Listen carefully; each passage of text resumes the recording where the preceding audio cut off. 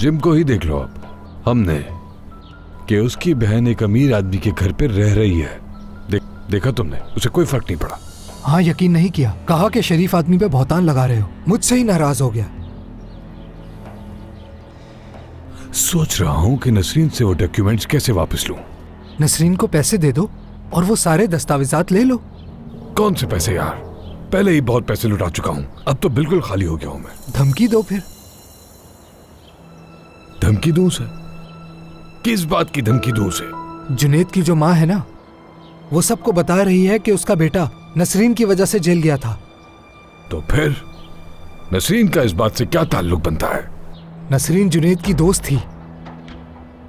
ओह, नसरीन कभी उससे हार, अंगूठियां, सोना वगैरह सब मंगवाती थी। जुनेद ने एक दिन अपनी दुकान से कीमती हार चोरी किया और वो हार जुनेद ने नसरीन को दे दिया, लेकिन नसरीन ने उसे फंसा दिया।